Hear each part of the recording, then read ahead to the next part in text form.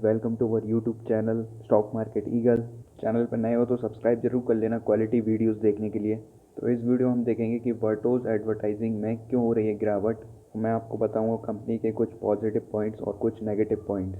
तो इस वीडियो को बिना स्किप किए पूरा एंड तक जरूर देखना, आपसे कोई इंपॉर्टेंट इन्फॉर्मेशन मिस ना हो जाए। तो चलिए बिना टाइम वेस्ट किए शुरू करते हैं। आज वर्टोज में लगभग 5% की गिरावट देखने को मिली और देखा जाए तो एक महीने में कम से कम 20% की गिरावट हो चुकी है। इसमें -20% के रिटर्न दिया है। ये देखो दोस्तों, लेटेस्ट में 30 जून को डेट देख लो। OLGA trading private limited bulk buy sell, ये है ऑपरेटर। अभी फिर से आ गए हैं, ये पूरा ऑपरेटर का ही गेम चल रहा है 1 साल से। ये देखो, एक ही दिन में बाय किया और सेल कर दिया। फिर 1 जुलाई को लेटेस्ट में OLGA ट्रेडिंग फिर से आ गए। इन्होंने पहले से बाय करके रखा था, फिर यहाँ पे 1 जुलाई को फिर से सेल कर दिया। देखो दोस्तों, वो भी कम कम नहीं, 5 करोड़ के शेयर्स 197 की प्राइस पे। और 1 जुलाई को तो एक ऑपरेटर ने नहीं बल्कि चारों ऑपरेटर ने गेम खेला है। सभी ऑपरेटर ने एक ही दिन गेम खेल लिया। ये देखो, 1 जुलाई को श्री शिव शक्ति प्रोजेक्ट ने बाय किया, फिर 1 ही जुलाई को देखो ऊपर दिख रहा है श्री शिव शक्ति प्रोजेक्ट ने सेल भी किया है।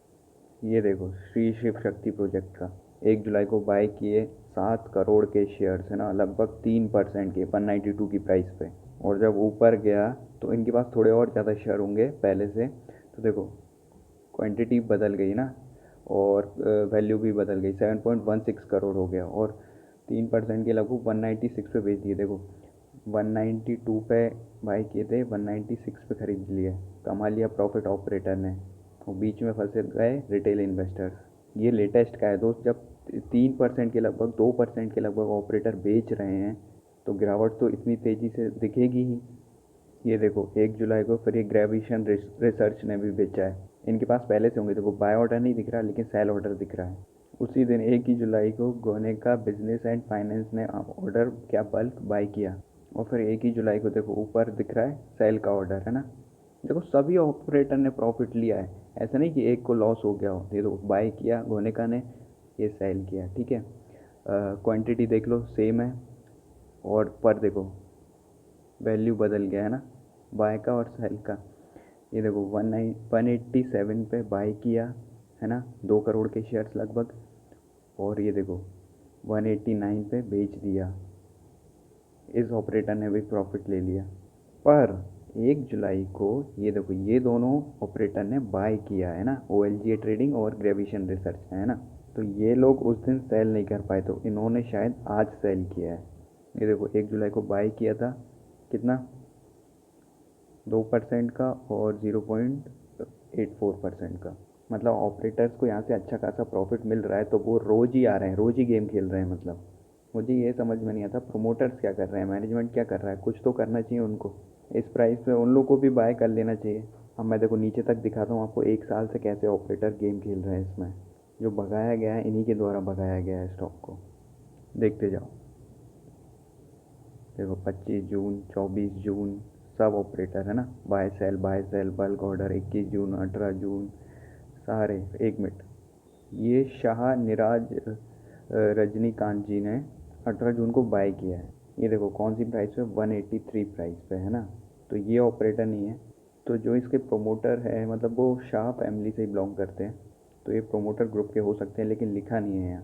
और नीचे तक देखते हैं, ये देखो सभी ऑपरेटर ही चल रहे हैं। OLG trading, Shri Shiv Shakti, OLGA, neighbour road investment. ये देखो वैभव राजेंद्र दोषी है ना, 3 मार्च को बाय किया है और इन्होंने ऊपर तक अभी तक सेलिंग का ऑर्डर नहीं दिखाया, इन्होंने कभी सेल नहीं किया। मेन चीज़ प्राइस देखो, 300 पे बाय किया है, देख लो बाय किया है 2.17 करोड़ के शेयर्स। और ये भी ऑपरेटर नहीं है, तो इसको आप एक पॉजिटिव पॉइंट मान सकते हो कि 300 की प्राइस पे बड़े बड़े इन्वेस्टर्स भी बाय कर रहे हैं। देखो अब वहाँ के बाद ये 30 जून 2020 को शाह निराज रजनीकांत जी का बल्क ऑर्डर दिख रहा है बाय का, पर ये वाला ऑर्डर है 78 की प्राइस पे। तो दोस्त पिछले साल 8 जुलाई 2020 को ऑपरेटर आना चालू हो गए थे, मतलब 2020 से लगभग देखो 1 साल होने वाला है, जुलाई आ गया, अभी तक पूरे महीने में आपको बहुत सारे ऑर्डर दिख जाएंगे ऑपरेटर्स के। पूरा 1 साल ऑपरेटर ने ही गेम खेला है। देखो दोस्तों, अब मैं आपको सबसे पहले नेगेटिव पॉइंट्स बता देता हूँ कंपनी के, गंदी बातें कुछ। म्यूचुअल फंड्स ने बिल्कुल भी इंटरेस्ट नहीं दिखाया है, DIIs ने भी बिल्कुल नहीं दिखाया है, दोनों ने माल नहीं उठाया है, और फॉरेन इन्वेस्टर्स को भी कोई दिलचस्पी नहीं है। ये हो गया पहला नेगेटिव पॉइंट। पिछले साल जून में प्रोमोटर्स ने 73% स्टैक से 56 किया था, लगभग 16% कम कर लिया था। दूसरा नेगेटिव पॉइंट ये है, मतलब ऐसे ही बेच दिया। अगर कोई फॉरेन इन्वेस्टर उठा रहा होता तो भी मान लेते। इनके रेवेन्यू और प्रॉफिट थोड़े स्टेबल नहीं है, तो ऊपर जाते हैं फिर कभी नीचे फिर ऊपर। स्टेबल ग्रोथ नहीं है, मतलब सीधी लाइन में, कभी कम कभी ज़्यादा, पर कंपनी दम रखती है अच्छे क्वार्टर देने में। ये था तीसरा नेगेटिव पॉइंट कि स्टेबल नहीं है प्रॉफिट्स। और चौथा नेगेटिव पॉइंट ये है कि एक साल से 4 से 5 ऑपरेटर गेम खेल रहे हैं इसमें। अब मैं बताता हूँ आपको कुछ पॉजिटिव पॉइंट्स कंपनी के बारे में, अच्छी बातें।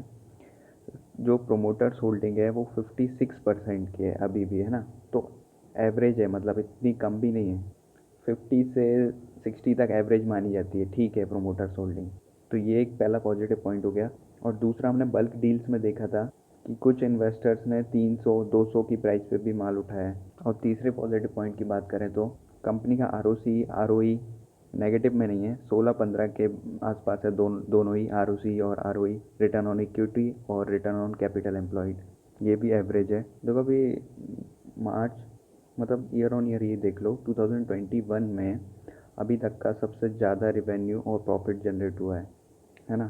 तो उस हिसाब से तो कंपनी को ऊपर जाना चाहिए ना, पर ये ऑपरेटर गेम खेलने से बंद ही नहीं हो रहे। दोस्तों एक और इम्पॉर्टेंट चीज़ बता दूं मैं आपको, चैनल पे जाना, चैनल को सब्सक्राइब कर लेना, उसके बाद प्लेलिस्ट में जाना, फिर स्टॉक एनालिसिस में जाना। वहाँ पे आपको एक और इम्पॉर्टेंट वीडियो मिलेगी वर्टोस एडवर्टाइजिंग के बारे में। इसमें मैंने कंप्लीट डीप एनालिसिस किया है वर्टोस एडवर्टाइजिंग के बारे में। तो ये वीडियो इस वीडियो से ज़्यादा इम्पॉर्टेंट है। इस वीडियो को देखने के बाद इस प्लेलिस्ट में जाके इस वीडियो को ज़रूर देख लेना। कंपनी ने आज के दिन फिर से अपना फाइनेंशियल रिजल्ट सबमिट किया है, क्योंकि जो इन्होंने पहले सबमिट किया था वो उस फॉर्मेट में नहीं था सेबी के अनुसार, जिस फॉर्मेट में होना चाहिए। अब हम कर लेते हैं टेक्निकल एनालिसिस। 2017 को NSE पे लिस्ट हुई थी ये कंपनी। ये मैंने 1 मंथ का चार्ट ओपन कर रखा है, और जो ऑपरेटर गेम यहाँ से चालू हुआ है ये देखो ये, और ये अभी भी ऑपरेटर गेम ही चल रहा है। ये 1 जुलाई और 2 जुलाई को काफ़ी हाई वॉल्यूम देखने को मिल रहा है। ये भी ऑपरेटर ने जो सेलिंग की है उसका है। तो दोस्त ऐसे स्टॉक्स में ऑपरेटर्स को गेम खेलना काफ़ी आसान होता है। देखो यहाँ से ऊपर उठने के लिए कंपनी को अपने अगले क्वार्टर में अच्छे रिजल्ट्स लाने होंगे एकदम ज़ोरदार, जिससे फॉरेन इन्वेस्टर्स का भी ध्यान इस तरफ आए, DIIs भी इस तरफ आएँ। तो जब बड़े बड़े इन्वेस्टर्स इस कंपनी में इन्वेस्ट करेंगे तो ये कंपनी भी उठ सकती है। और इस लेवल पे तो प्रोमोटर्स को भी बाय कर लेना चाहिए। दोस्त कंपनी की फ्यूचर ग्रोथ ठीक लग रही है, ऐसा नहीं लग रहा है कि कंपनी डूब जाएगी। और दूसरा ये भी हो सकता है कि ऑपरेटर भी इसको ऊपर ले जाना चाहें, शायद वो भी ले जाएं शायद ऊपर। देखो पहली बात, कंपनी लॉस मेकिंग नहीं है ना, प्रॉफिट मेकिंग कंपनी है। देखो अब आपको अपनी गलती समझ आ रही होगी कि स्टॉक के बारे में बिना जाने इन्वेस्ट नहीं करना चाहिए। पहले समझना चाहिए कि कंपनी कैसी है, कंपनी में FII या DII ने इन्वेस्ट किया है कि नहीं। और मैं हमेशा बोलता हूँ कि कोई भी कंपनी हो, उस कंपनी में ज़्यादा अमाउंट ना डालें, ज़्यादा एक्सपोजर ना दें, अपने पोर्टफोलियो का सिर्फ 10% ही डालें। अगर 1 लाख का पोर्टफोलियो है तो सिर्फ 10,000 डालें एक कंपनी में, 2 लाख का है तो 20,000 डाल सकते हैं एक कंपनी में। कभी भी भागती हुई कंपनी में इन्वेस्ट ना करें, गिरावट पर खरीदारी करें, मैं बताऊंगा आपको। क्योंकि दोस्त जितना ज़्यादा पैसा डालोगे उतना ही ज़्यादा लॉस भी देखने को मिलेगा अगर शेयर के प्राइस नीचे आते हैं, और शेयर के प्राइस ऊपर जाते हैं तो उतना ही ज़्यादा प्रॉफिट भी देखने को मिलेगा। तो अपन को ये रिस्क मैनेजमेंट करके चलना पड़ता है। ऐसे में अगर आपके पास कोई और कंपनी होगी अच्छी आपके पोर्टफोलियो में, तो ओवरऑल आपको फिर ग्रीन में दिखेगा आपका पोर्टफोलियो, क्योंकि एक कंपनी गिरेगी तो दूसरी कंपनी संभाल लेती है। इसलिए मैं हमेशा बोलता हूँ कि अपने पोर्टफोलियो को डाइवर्सिफाइड करो, अलग अलग सेक्टर में इन्वेस्ट करो, किसी भी न्यूज़ को देख के इन्वेस्ट मत किया करो। अब चलो गलती हो गई तो उसको सुधारा कैसे जाए। तो दोस्त कभी भी लालच मत करना, और कभी भी पैनिक सेलिंग मत करना, और रिग्रेट भी मत करना कि ये करते तो ऐसा हो जाता, ऐसा करते तो वैसा हो जाता। ऐसे में किसी को फ्रेश पोजीशन बनाने की राय तो नहीं दूंगा, बाकी फिर वो आपका डिसीज़न होगा। और जिसके पास भी ऊपर के लेवल पे बाइंग है, ऊपर के लेवल पे बाय कर रखा है, वो लोग चाहें तो होल्ड कर सकते हैं। कंपनी के अगले क्वार्टर के रिजल्ट देख लेते हैं। कंपनी एडवर्टाइजिंग सेक्टर में है, फॉरेन में भी है, वो वाले वीडियो में डिटेल में बताया मैंने।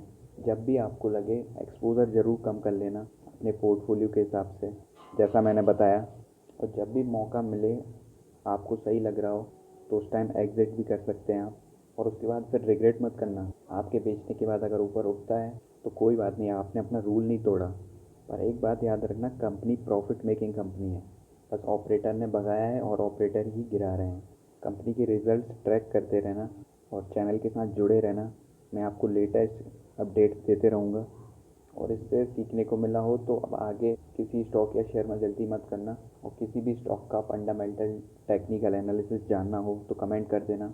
किसी और स्टॉक में फंसे हों, मैं आपकी मदद करूँगा। और अभी वो वाला वीडियो जाके ज़रूर देख लेना, वो काफ़ी इंपॉर्टेंट है। और सभी सब्सक्राइबर बेल आइकन भी दबा लेना। तो दोस्तों, मिलते हैं अगली वीडियो में ऐसी अच्छी इन्फॉर्मेशन के साथ। कोई और आपका दोस्त या रिलेशन में कोई फंसा हो तो उसके साथ शेयर ज़रूर कर देना, उसको काफ़ी मदद मिलेगी इस वीडियो से। कोई राय दे रहा हो तो उसके साथ ये वीडियो शेयर कर देना। जय हिंद दोस्तों, गुड बाय।